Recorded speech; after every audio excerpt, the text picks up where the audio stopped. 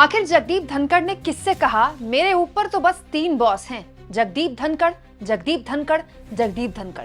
आखिर किससे मैसेज भिजवाकर जगदीप धनखड़ ने चंद्रबाबू नायडू के लिए कहा कि चंद्रबाबू नायडू से बोलिए इस सरकार से समर्थन वापस ले ले।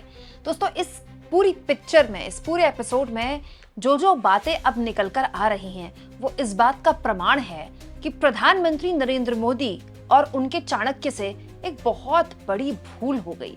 एक ऐसी भूल जो शायद पहली बार नहीं हुई हो, लेकिन पहली बार उसके नतीजे भीषण बीजेपी भुगत रही है। और ऐसे नतीजे हैं दोस्तों जो किश्तों में बाहर आ रहे हैं। दोस्तों, इस पूरे एपिसोड में, धनखड़ के इस्तीफे वाले एपिसोड में, कपिल सिब्बल, जी हाँ, राज्यसभा के सांसद कपिल सिब्बल और कांग्रेस पार्टी के सांसद जयराम रमेश का कैसा रोल है, कैसे जयराम रमेश जगदीप धनखड़ के हाल के दिनों में बड़े हमराज बन गए, सब कुछ मैं आपको तफसील से बताऊंगी। दोस्तों, आज तक का एक पॉडकास्ट है, रिपोर्टर्स पॉडकास्ट होता है ये बेसिकली।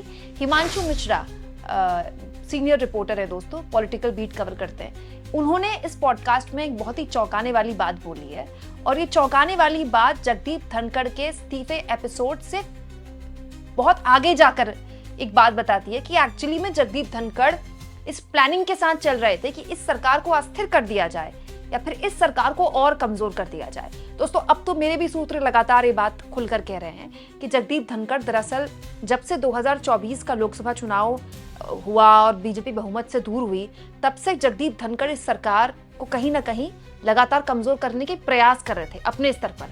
हालांकि इसमें कहने वाले कह सकते हैं कि शोकेस तो वो कुछ और कर रहे थे।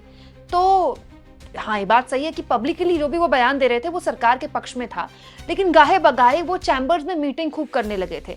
अभी कुछ दिन पहले उन्होंने कई जाट नेताओं के साथ भी बैठक की, विपक्ष के नेताओं के साथ भी उनकी बैठकी जो है वो काफी बढ़ने लगी थी। खास तौर पर जयराम रमेश, कांग्रेस पार्टी के सांसद जयराम रमेश, इन दिनों उनके बड़े हमराज बन गए थे। लेकिन दोस्तों, अब इस पूरे मसले में जो टिप ऑफ द आइसबर्ग हुई वो शुरू हुई उस सुबह जिस सुबह बीएससी की बैठक हुई। मतलब आप समझ लीजिए, जब जगदीप धनखड़ ने इस्तीफा दिया उस सुबह जगदीप धनखड़ ने एक मीटिंग की। दोस्तों, 12:30 बजे बीएससी की बैठक हुई, बिजनेस एडवाइजरी कमेटी की बैठक, जो शाम को 4 बजे वाली बैठक हुई ना, जिसमें नड्डा नहीं आए, नड्डा और रिजिजू नहीं आए, उससे पहले एक बैठक हुई।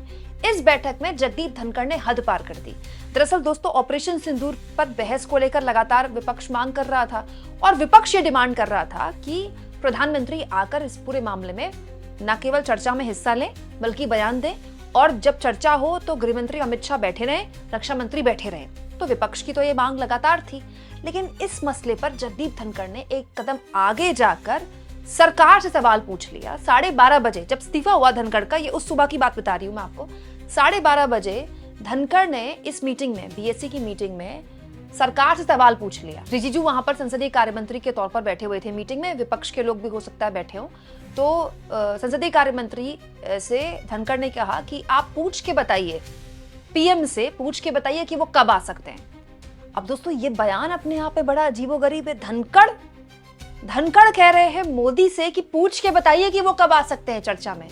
तो संसदीय कार्य मंत्री रिजिजू वहां पर जो मौजूद हैं, जो रिपोर्टर हिमांशु मिश्रा बताते हैं कि संसदीय कार्य मंत्री ने कहा कि देखिए, बीएससी का काम ये नहीं है ये तय करना कि कौन बोलेगा, कौन आएगा, कौन नहीं आएगा। बीएससी का जो इस मीटिंग का जो काम होता है वो ये होता है कि हफ्ते भर की जो पूरी प्रोसीडिंग है वो किस तरह से चलेगी, उस पर बीएससी की मीटिंग होती है।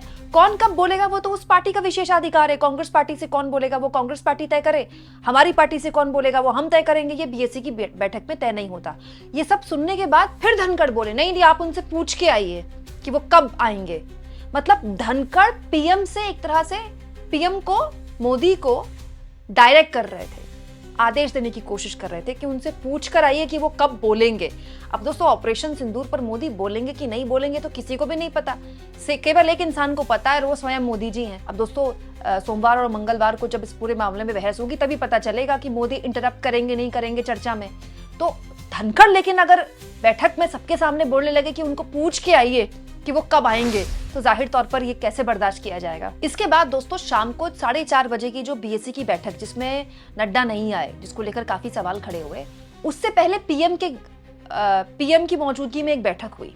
मोदी मौजूद थे उसमें, और मोदी की तरफ से कह लीजिए या उस बैठक में निकल कर आया कि रिजिजू के द्वारा कहा गया, मतलब रिजिजू से कहा गया कि आप ये मैसेज दे दीजिए धनखड़ को कि ये जो सब कुछ हो रहा है ये अब बर्दाश्त नहीं किया जाएगा, ये बहुत हो गया, इनफ इज इनफ। दोस्तों इस एपिसोड के बाद आगे क्या हुआ मैं बताऊंगी आपको, लेकिन ये स्थितियां दरअसल इसीलिए पहुंची क्योंकि अभी कुछ दिन पहले ऐसी भी खबर है कि किसी के साथ, आजकल मीटिंग बहुत कर रहे थे जगदीप धनखड़, ऐसी सुनने में बातें आ रही है, तो जगदीप धनखड़ ने किसी के साथ मीटिंग में बोला कि आप जाइए चंद्रबाबू नायडू से कहिए मेरा मैसेज है।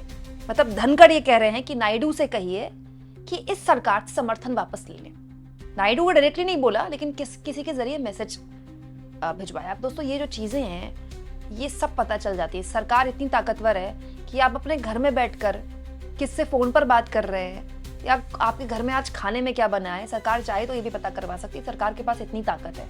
तो जगदीप धनखड़ अगर किसी को ये मैसेज दे रहे हैं कि जाइए चंद्रबाबू नायडू को बोलिए कि सरकार से समर्थन वापस ले ले, तो आप सोचिए किस लेवल का ट्रस्ट डेफिसिट है। मतलब क्या धनखड़ इस सरकार को अस्थिर करना चाहते हैं? और लगातार जो नाम आ रहा है वो जयराम रमेश, प्रमोद तिवारी, राज्यसभा में जो उपनेता है कांग्रेस के और वरिष्ठ सांसद है राज्यसभा के, उनका भी नाम आ रहा है कि ये जो 3 लोग, और कपिल सिब्बल, प्रमोद तिवारी और जयराम रमेश, ये इन दिनों काफी करीब थे धनखड़ के। अभी कुछ दिन पहले 15 जाट नेताओं के साथ भी बैठक की है धनखड़ ने। तो ये बैठकी जो थी उनके घर में काफी चल रही थी और धनखड़ कुछ प्लानिंग कर रहे थे। सरकार को अस्थिर करना चाहते थे, वो कमजोर करना चाहते थे, या फिर वो बगावत की प्लानिंग कर रहे थे, लेकिन ये सब कुछ सरकार को पता था। अब आ जाते हैं उसी एपिसोड में जहां पर मैंने छोड़ा था कि धनखड़ को साफ तौर पर बता दिया गया 4:30 बजे की बीएससी की मीटिंग में, जहां पर नड्डा नहीं आए, कि ये जो कुछ भी हो रहा है ये अब अति हो गया है। इसके बाद राजनाथ सिंह के दफ्तर में जो मैंने आपको सबसे पहले खबर बताई थी, याद है आपको? इस्तीफे के अगले दिन मैंने आपको एक खबर सबसे पहले रखी थी आपके सामने कि राजनाथ सिंह के दफ्तर में बीजेपी के सांसदों से कोरे कागज में हस्ताक्षर करवाए गए।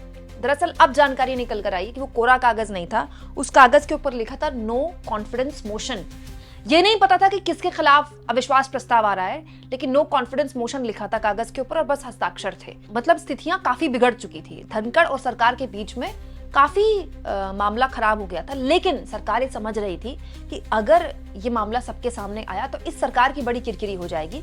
तो अब जानकारी निकल कर आई है कि 3 राउंड बैठक हुई है, धनखड़ को मनाने के 3 बार प्रयास हुए। सबसे पहले जो उनसे मिलने गए, इस्तीफे से पहले, इस्तीफे के दिन की बात बता रही हूं मैं आपको, सबसे पहले जो उनसे मिलने गए रिजिजू और नड्डा गए, उनको समझाने के लिए कि ये सब ठीक नहीं हो रहा है, इसको आप मतलब सीज फायर कीजिए। इसके बाद जो दूसरी मीटिंग हुई उसमें रिजिजू और अर्जुन राम मेघवाल थे कि आप ये सब मत कीजिए, ये सब ठीक नहीं है।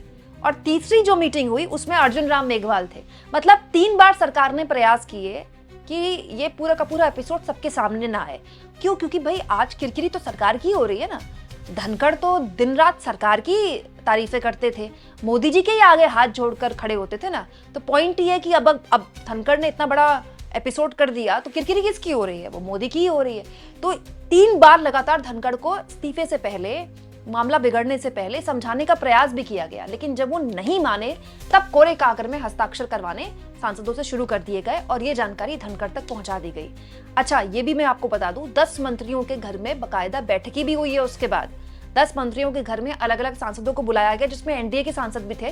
तब उनको बताया गया कि जो हस्ताक्षर आपसे लिए गए, जो सिग्नेचर्स कराए गए हैं, वो एक्चुअली धनखड़ के खिलाफ नो कॉन्फिडेंस मोशन हम लाने की कोशिश कर रहे हैं, हम ला सकते हैं। अगर आपको इसमें आपत्ति है तो अभी आप अपने सिग्नेचर वापस ले सकते हैं।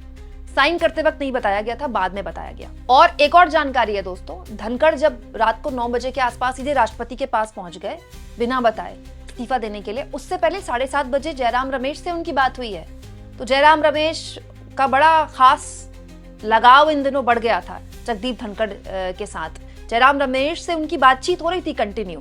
तो आप कह सकते हैं कि एक सत्ता से बेदखल करने की कोशिश कर रहे थे धनखड़, इस सरकार को कमजोर करने की कोशिश कर रहे थे, या फिर किसी भी तरह के एम्बैरेसमेंट में सरकार को डालने की कोशिश कर रहे थे। उससे पहले ही उनके साथ खेल तो हो गया, लेकिन ये बात मेरे अब तक समझ में नहीं आई दोस्तों कि धनखड़ ऐसा कर क्यों रहे थे। अब कहने वाले कह रहे हैं कि धनखड़ 2022 के बाद से 1-1.5 साल जब से उनको राष्ट्रपति बनाया गया, उपराष्ट्रपति बनाया गया, वो खुश रहे। उसके बाद से कहने लगे कि ये सरकार उनकी सुनती नहीं है। जब पिछले साल नो कॉन्फिडेंस मोशन विपक्ष उनके खिलाफ लेकर आया था, तब धनखड़ से ये भी कहना था, अपने करीबियों के आगे धनखड़ कहते थे कि सरकार ने उस तरह से उनका सपोर्ट नहीं किया जिस तरह से मैंने इस सरकार के लिए कितना कुछ किया है। तो ये शिकायत धनखड़ को थी, लेकिन इतना बड़ा कदम धनखड़ उठा रहे हैं सरकार को कमजोर करने के लिए, कुछ तो बड़ा रहा होगा। कुछ तो ऐसा है जो ना तो किसी रिपोर्टर को पता है, ना किसी नेता, कोई नेता बता रहा है। There is something wrong between the government and the Dhankhar, इसी वजह से ये सब कुछ हुआ है। वो क्या है ये भी पता चल जाएगा, आप बस वेट करते रहिए। क्योंकि अगर धनखड़ ऐसी मीटिंगें ले रहे हैं, नायडू को मैसेज भिजवा रहे हैं, तो धनखड़ को भी ये बात पता है कि सरकार तक ये बात पहुंच जाएगी। तो अगर वो इतना बड़ा रिस्क ले रहे हैं तो हो सकता है कि वो उनके हाथ में भी कुछ हो और वो आने वाले वक्त में वो जादू की झड़ी बहुत जल्द घुमा दे। आपको क्या लगता है दोस्तों, कमेंट बॉक्स में जरूर लिखें और जितना हो सके चैनल को शेयर भी करें, सब्सक्राइब भी करें और थैंक्स और ज्वाइन, ये 2 ऑप्शन है जिसके जरिए अगर आप चाहें तो आर्थिक तौर पर भी चैनल के हाथ मजबूत कर सकते हैं।